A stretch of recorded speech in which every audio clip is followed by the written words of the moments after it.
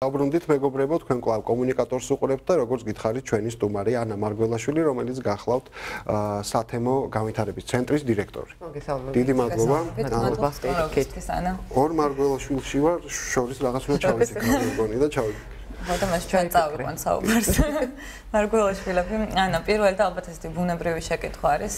რატომ გახდა დღეს მნიშვნელოვანი იმ საკითხის გამოკვლევა, რომელზეც თქვენი მუშაობთ და რომელსაც მიუძღვენთ თქვენი პუბლიკაცია, თუ მოსდევდა მას რაღაცა წინაპირობა რა იყო ამ ყველაფრის? კი, წინაპირობა ნამდვილად იყო, ეს ესე უცებ არ გაჩენილა ეს იდეა და ესე იგი ჩემი ორგანიზაცია, რომელსაც მე წარმოვადგენ სათემო განვითარების ცენტრი ბევრი წელია მუშაობს საქართველოს რეგიონებში. სოფლებში სათემო განვითარების, მობილიზების, სოფლის განვითარების პრობლემებზე და ასეთი ორგანიზაცია საქართველოში ბევრია და ძალიან აქტიურად მუშაობენ. რაღაცნაირად ისე მოხდა, რომ აი ეს ორგანიზაციები, ვინც მუშაობენ სოფლებში, არის ძირითადად რაღაც ერთგვაროვან პრობლემებს აწყდებიან,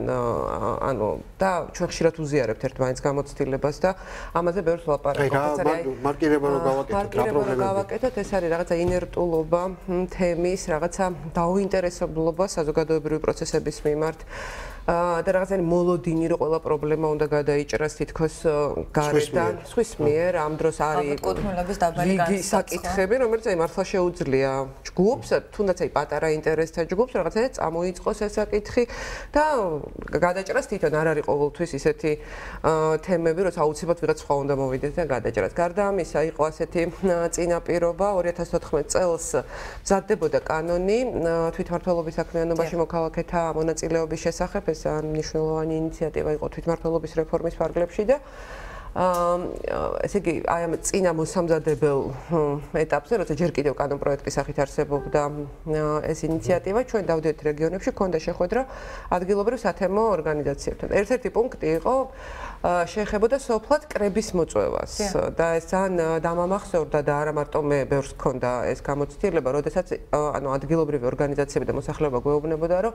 კრების მოწვევა არის თითქმის შეუძლებელი ხალხი არ გამოდის ანუ არათუ სოფლის კრების აი შეიძლება საუბნო კრების მოწვევაც კი გახდეს პრობლემური და აი რა არ არის ანუ ადამიანებს თითქოს აი არ ჯერათ რომ მათ სიტყვას ანუ მათ აზრს აქვს ვინმე მოუსვა ხო აი რაღაცა რეალური ცვლილება შეიძლება მოყვეს ან შეიძლება იმდენად არიან დაკავებულები რაღაცა იმ ყოველდღიური ყოფით და მძიმეა ეს ყოფა და სოფლათაც მით უმეტეს რომ რაღაცაერი შეიძლება აღარ არის ინტერესი ზოგადად არის რაღაცა უნდობლობა რაღაცა პროცესების მიმართ ეხლა წლიდან წლამდე ეს ნამდვილად პროგრესია უკეთესობისკენ მიდის ეხლა 90-იანებში გაცილებით მძიმედ იყო ამ მხრივ ვითარება ეხლა ესე არ არის მაგრამ აი ამ შეხვედრების დროს თქვათ აი ასეთი აზრიც მოვისმინეთ რომ თითქოს ესეთი ჩართულობა რაღაცა სამოქალაქო აქტიურობა სოლიდარობა რაღაცა პროცესებში არ არის ჩვენი კულტურის ნაწილი რაღაცა ძალიან ბევრს ვფიქრობდით ამაზე რომ აი როგორ შეიძლება ესეთი რაღაცა პესიმისტური განწყობა არსებობს. რა მეთოდებით და იდეა ხო რომ მოდი აბა ვნახოთ არის ეს ჩვენი კულტურის ნაწილი ხდებოდა თუ არ არის რა წყაროები ნახეთ ჩვენ ანუ მე უკვე თანამედროვე ხელოვნების ცენტრი თბილისთან ერთად დავგეგმეთ ეს კვლევითი პროგრამა და მხარი დაგვიჭირა ღია ფონდმა ღია საქართველოს და პარტნიორი ამ პროექტის იყო საბჭოთა წარსულის კვლევის ლაბორატორია, რომელიც არის ერთ-ერთი ძალიან მნიშვნელოვანი ორგანიზაცია, რომელიც დამკვიდრებული კვლევით კომპონენტში და ზუსტად ისტორიულ კვლევებში და სად ვიკვლევთ, სად ვეძებოთ, როგორ გავიდეთ რაღაც კვლევაში. და ეს მკვლევარები ირაკლი და თოხადაგიანები, ვინც იყვნენ ჩართულები ამ პროექტში, ნუ იმდენად ბევრ დროს ატარებენ არქივებში, რომ მათ უკვე რაღაც ახსოვდათ გარკვეული, ასე ვთქვათ, მაგალითები. ხო, რომელიც შეიძლება ჩვენთვის ყოფილ ხელმოსაჭირი. ანუ რაღაცნაირად ერთ მაგალითს ეჭიდები და მე ნელ-ნელა გადიხარ და ეს რაღაც დაუსრულებელი იმისავით არის. მე უკვე აღარ მთავრდება იმდენი მასალა მოდის და ძალიან დიდი ინტერესი გემატება. ასევე იყო პარტნიორი ჩვენი ორგანიზაცია კულტურული მემკვიდრეობის არასამთავრობო მონიტორინგი, რომელმაც რამდენიმე წლის წინ სოფელი მაჩხაანი და სიღნაღის მუნიციპალიტეტი იკვლეს და ძალიან საინტერესო მასალა ამოიღეს სოფლად აი ზეპირი ისტორიებიდან და კიდე მეხსიერებიდან რაც იყო შემორჩენილი, ისინიც იყვნენ ჩართულები და ასე დაიწყო თქვათ ეს ხო შეგვიძლია რაღაც კონკრეტული მაგალითები მოვიყვანოთ აქ ძალიან ბევრი სფეროა სამეურნეო სფერო კოოპერატივები ეკონომიკური სფერო კულტურული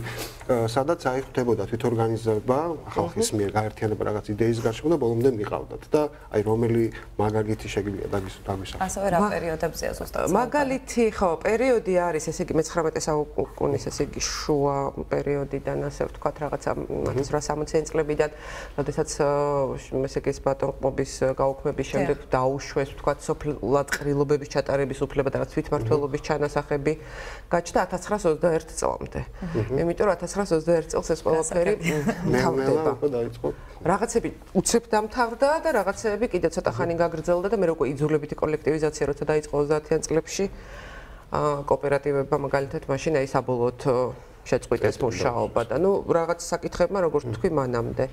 ესე იგი სამ რაღაცა მიმართულებად დავყავით რა პირობითად ჩვენ ეს ციგნი არის აი სოფლის თვითმმართველობა და თვითორგანიზების გამოცდილება აქ უფრო გვაქვს აი თვითმმართველობასთან დაკავშირებული საკითხები და ძალიან საინტერესო მაგალითებია როგორ იმართებოდა სოფლის ყრილობა მაგალითად სოფელ ტიბანში ეს არ ხდებოდა მარტო ტიბანში ანუ საქართველოს სხვა სოფლებში უბრალოდ ჩვენ აქ ვიკულიეთ ეს ერთი მაგალითი ვიკულიეთ ასევე მაგალითად ეს გულგულას კომუნა სადაც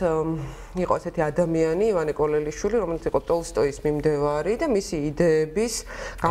გამტარებელი და ესეთი მოკლედ ამ სოფელ გულგულაში რომელიც არის დღევანდელი თელავის მუნიციპალიტეტი განახორციელა ასეთი რაღაცა სამეურნეო ამხანაგობაში იქნა განათლებაზე აკეთებდა ძალიან დიდ აქცენტს ჩართო ეს სოფლის მიწის რეფორმაც გააკეთა ძალიან სხვა ტექნოლოგიები მცირე მიწიანი ფერმერების გაერთიანება რომ როგორ შეიძლება უკეთ ვთქვათ საწარმოძალების გაერთიანებით უკეთ იცხოვრონ და ძალიან დიდ ყურადღებას ყველა მაგალითში ხედავთ რომ ექცევა აი განათლებას ანუ ეს მარტო ამხანაგობა და კოოპერატივი არ არის თან არის აი ძალიან ძლიერი კომპონენტი საგანმანათლებლო როგორ ვასწავლოთ აი უკეთესად რაღაცა პროდუქტის ხარისხზე კეთდებოდა ძალიან დიდი აქცენტი კი გვაქვს ასევე ესეთი კულტურულ საგანმანათლებლო ინიციატივები და ორგანიზაციები აქ არის შესული ეს წეგან ვახსენე სოფელი მაჩხაანი რომელიც არის ჩემი აზრით ერთ-ერთი უნიკალური გამოცდილება საქართველოსი და სოფლის მაგალითს ვინც წაიკითხავს ამ წიგნში ნამდვილად დარწმუნდება რომ ძალიან ჩვენი კულტურის ნაწილი იყო ეს ყველაფერი იყო ქალთა გაერთიანებები სადაც ბიძგი უფრო თბილისიდან წასული მაგრამ როგორ გავრცელდა და ეს იმ პერიოდში ევროპაში თანაბარი ხელფასების მოთხოვნა იყო მამაკაცებთან თანაბარ ხელფასებს მაგალითად აი პლანტაციაში მომუშავე ქალები რომლებიც ამბობენ რომ ჩვენ არანაკლებ ვშრომობთ ვიდრე კაცები ხანდახან გაცილებით მეც ვშრომობ ანუ და არ არის არანაირი საქმე რომელსაც ვთაკილობთ ან არ ვართ ჩაბმული და თქვათ რატო უნდა გქონდეს ჩვენ ნაკლები ხელფასი საინტერესოა იმით რომ ევროპაში ანალოგიური პროცესები მიდის ანუ რაღაცნაირად ყველაფერი რაც იქ იყო აქტუალური აქაც ხდებოდა ანუ ფაქტობრივად აქ იყო ძალიან იმას დავინახე პასუხისმგებლობა შრომის მოყვარეობა ძალიან დიდი და ხო არის ესეთი მოსაზრება რომ ქართულებს მარტო კელახების ორგანიზება შეგვიძლია მაგრამ ეგრე არ ყოფილა თურმე და ეს წიგნი არის ამის შესანიშნავი მაგალითი ძალიან მაგალითს წაიკითხავს ერთი კაცი მინდა გამოყო ეს არის კონსტანტინე ამირეჯიბი ანასთან სანამ შემოვიდა და ქონდა საუბარი ფაქტობრივად 100 წლით ავწდიო და შემიყვარდაო ეს კაცი ეს საოცარი ადამიანი სოფელიავლევიდან რაღაც ესე იგი თვითონ კი თბილისში დაიბადა მაგრამ ოჯახი წარმოშობით იყოავლევიდან მე ოდესაში ცხოვრობდნენ განათლება იქ მიიღო რაღაცა და აი ეს განათლება მიღებული ესე იგი ადამიანმა თქვა რომ მე ხა უნდა დაუბრუნდე ჩემ სოფელში და მთელი ეს ჩემი ცოდნა უნდა ამ სოფელს მოვახმარო და დაიწყო და ეს ყველაფერს ახლა ესე ვლაპარაკობ რა თქმა უნდა ამ პროცესებში იყო უამრავი პრობლემა და უამრავი დაბრკოლება იყო დაბრკოლება როგორც თქვა აი მეფის რუსეთის მხრიდან მე რევოლუციის წლებში როცა უკვე ყველანაირი ინიციატივას აი შავი რეაქციის დროს ძალიან ხო ებრძოდნენ და ნუ ძალიან დიდი შეფერხებები იყო და იყო ასევე საზოგადოების მხრიდან დაბრკოლება იხა რომ ვამბობთ რომ აი დღეს თითქოს ნდობა არ არის მაშინაც ასე იყო მაგრამ იმდენად ძლიერი იყო ამ ადამიანების ჩართულობა და სურვილი ანუ ხო მონაწილეობა რომ რაღაცნაირად ეთყობა ეს გადამდებია მერე და ნუ ფაქტის ახეზეა რომ რაღაცა სერიოზული განვითარების პროცესი მიდიოდა. ამ გამოცდილებას როგორ უზიარებთ ახლა რეგიონებში, ანუ ეს დაგავთ ეს წიგნი, სემინარებს ატარებთ, როგორ აწვდით აი ახლა როგორ გვაქვს დაგეგმილი ამ თვითმმართველობებით თუ არიან ჩართულები ამ ყველაფერში? ჩვენ ესე იგი ინფრასტრუქტურის რეგიონული განვითარების და ინფრასტრუქტურის სამინისტროდან გამოგვართვა საკმაოდ მოცული ტირაჟი და ვიცი რომ გადასცემენ მუნიციპალიტეტებს ანუ შესაბამის წარმომადგენლებს, რაც შეეხება ჩვენ გვაქვს დაგეგმილი ამ წიგნთან ერთად მომზადდა გამოფენაც. და გვინდა რომ ეს გამოფენა და წიგნი და რაღაცა თანდევი დისკუსიაში ჩავიდეთ სხვადასხვა ადგილას საქართველოში და სულ 2 კვირაა რაც ეს წიგნი გამოვიდა და უკვე აქვს საკმაოდ პოზიტიური გამოხმაურება სხვადასხვა სოფლიდან და მუნიციპალიტეტიდან გვეუბნებიან რომ ჩვენთანაც ჩამოიტანოთ, ჩამოხვიდეთ, იმიტომ რომ უნდათ მსჯელობა. ეს პოზიტიური მაგალითები ყველა სჭირდება, რაღაც მგონია რომ ამით ჯერთი უბრალოდ დავიწყებულია, ეს მართლა ასე იყო, ეს ამას მართლა ის ადამიანები აკეთებდნენ, ანუ ჩვენი რაღაცა წინაპრები და რაღაცაა შედეგებიც ჰქონდათ, რაც ძალიან მნიშვნელოვანია. და რაც თავი იყო შედეგები და რომ არ მომხდარ იყო საბჭოთა ოკუპაცია, დარწმუნებული ვარ, აი მიუხედავად ძალიან დიდი სირთულეებისა, რაც ამ პროცესებთან ახლდა, გაცილებით წინ ვიქნებოდით, გაცილებით, იმიტომ რომ ეს ისეთი შეუქცევადი განვითარების პროცესად მეჩვენება მე რასაც ვკითხულობ, რომ არა აი ესეთი ტოტალური რაღაც კატასტროფა, რაც ამ ქვეყანას დაემართა, აბსოლუტში. და შემდეგ უკვე თან ხდება არა მარტო ამ ტრადიციის წყვეტა, არამედ ამ ამბების მეხსიერებიდან განდევნა. მთლიანად და ამას რა თქმა უნდა აქვს ალბათ თავისი ახსნები, მე რო ვფიქრობ ხოლმე, ალბათ აი ეს ინიციატივა დასჯადია, ხა ზედმეტ ლაპარაკებ, აგერ ოჯახები გაციმბირებული იყო და უამრავი ხალხი, აგერ აქ გვაქვს ჩვენ ესეთი მაგალითი გურიის სახალხო ბიბლიოთეკა, რომელიც 3 ინიციატორმა დაიწყო და 3-ვე რეპრესიების მსხვერპლი გახდა. უნიკალური მაგალითი არის. ხურჯინებით და გქონდაო ჩვენო სოფლებშიო წიგნებიო თუ სოფელ აკეთში გახსნეს ეს ბიბლიოთეკა. თუ ხალხი ვერ მოდიოდაო და ვერ მოდიოდა რა თქმა უნდა ყველა. აი ესე ხურჯინებში ვაწყობდითო და მიგქონდაო და ისე მოგწონდაო ჩვენ თვითონ ეს პროცესი რო ჩაგქონდა ეს წიგნი და რაღაც ნუ ხო ხდებით ეს სამი ადამიანი ინციდორე რამიშვილ არც წეთლიძე და